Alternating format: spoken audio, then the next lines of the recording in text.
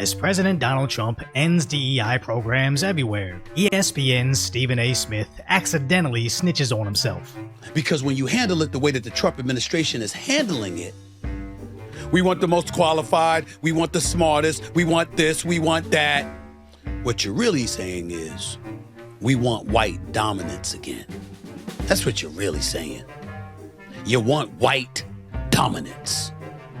Because if you're pointing to DEI, and that's usually pointed towards quote unquote unqualified minorities, because you're always using the word qualified, as if everybody that got a position through DEI is not qualified. We know what you're implying. We know what you're insinuating. And Pete Hegseth, oh my God. The nerve of him to just join into the fray and give his quote about making sure qualified people have these jobs. You're the defense secretary, whose only job prior to this was as a weekend host on Fox News. It's pathetic how he thinks he's making some profound point about the evil orange man when he's really just outing his own inferiority complex. We just want the most qualified person to get the job, but if you think that automatically translates to then only whites will get the job, that's more your projection than anything, because for him to bring in Pete Hegseth because he too was a television host shows that this is just about how he feels about his own inadequacies. But in all fairness, I don't expect him to have nuanced political takes, because Stephen A. Smith is a very talented sports analyst. And on ESPN, he can fill 20-minute segments on why Jason Tatum is the greatest NBA player, immediately followed by how he's the most overrated player, because he's nothing more than a professional yapper. And I am too, so make sure you're subscribed and like this video for more clips like this. As here he was last month, essentially on Trump's side. And now here we are yet again finding even more evidence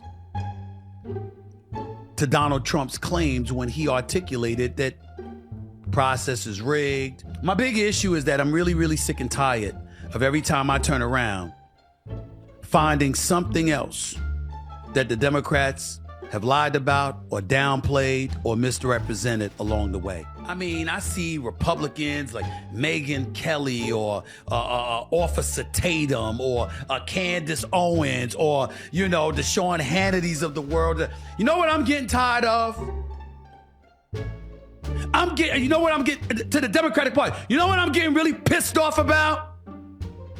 I'm getting really ticked off at every time they open their mouth about something pertaining to y'all, they seem right. Which makes me believe that after ESPN saw that rant and his pro-Trump monologue on Bill Maher, he was getting too close to promoting conservative values, so ESPN must have sat him down to explicitly tell him, switch it up. As comedian Jeff Dye explained, they don't tolerate the other side. I had a podcast on ESPN with Russell Wilson. I made a joke to Candace Parker, basically implying that I didn't know the difference between her and Candace Owens. But I love Candace Owens. And the joke was, I had these note cards like, all right, Candace, I'm excited to talk to you. First question, what's your problem? And then they both kind of looked at me like, oh, I'm sorry, that's for Candace Owens. And they threw it behind my head. So I kind of sold out my politics to make a silly joke towards Candace Parker. Then there was this long phone call with ESPN like, hey, man, we don't do politics on this show. And then the next episode, we talked for over 2 hours with Chris Paul, the race baiter, about Black Lives Matter. But it's like, we don't do politics? So basically what I got from that is like, no, we don't do your politics. We will decide the politics you will say. Now, I'm not necessarily giving Stephen A.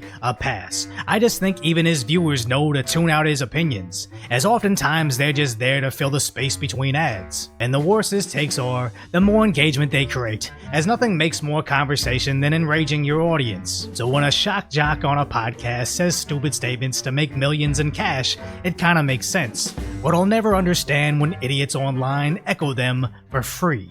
I don't care what nobody says. This motherfucker just took away the Equal Employment Act. I can't, you cannot make this up. I don't get. Yes, you can, and yes, you did. He did not take away the equal employment laws. He did not take away any of your rights. None. This is all liberal logic. He didn't take away any of this. Only thing he took away is your excuses. And it's funny to see that based dude immediately put her in her place, because it's true, the only reason you'd be angry at affirmative action going away is if you assume you can't compete without it. They want to blame us for somehow being against diversity, but everybody likes diversity, we just don't like mandated diversity, the type of enforced inclusion that says, we can't be expected to compete amongst the most qualified candidates, we only need to compete against people of our own race. The same way I think Asian events or AAPI stuff can be cool, but only if it can be inclusive of anybody that's interested in it. Because it's cool to be known as a top YouTuber that's Korean, but it's insulting to be known as a top Korean YouTuber. As if I can't compete with everybody else, so they need to put me in a subcategory where I can, because in their minds, Korean YouTubers are less than. And I'll never understand the people that take to the internet to cry and demand they get placed back in that box. Because it would be nice to have equal representation everywhere,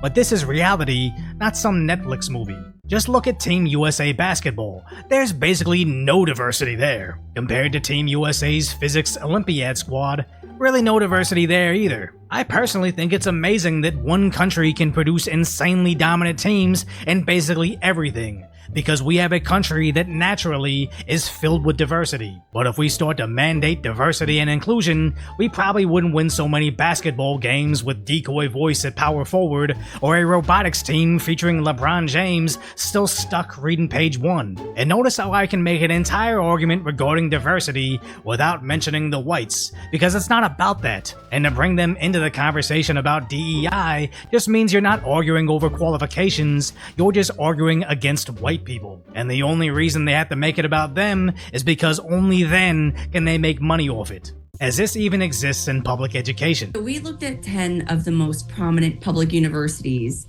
and we found that Ohio State University has the most people dedicated to DEI, 200 people, excuse me. So they spent over $13 million paying them last year. That's the equivalent of tuition for 1,000 in-state students for Ohio. So 1,000 students are paying for their DEI structure. And they're paid very well. The two highest paid are paid just about $300,000 each. And the thing with DEI is it's not about equality or equal opportunity. It's a radical ideology. It forces people to groups of oppressor or oppressed, and it does the opposite of its claims to be inclusive. It's divisive, and it makes racial prejudice okay. And it only gets worse, as Doge just found out that we spent $45 million to fund DEI scholarships in Burma. I genuinely don't know what diversity we need to create within the Burmese, but again, I don't think it's actually accomplishing any diversity. DEI is just something you slap on an initiative to get it rubber stamped in the name of equity, which is how this all comes full circle. Politicians and TV show hosts are getting paid to push this idiotic, counterintuitive agenda because it can make them rich. But it makes zero sense for us on the ground level to echo those sentiments because it only serves to suppress us from competing at a high level and to artificially divide us amongst each other. So if you appreciate my concise, lighthearted commentary on the tragic status that is today's reality, hopefully I've earned your subscription so we can chat again soon.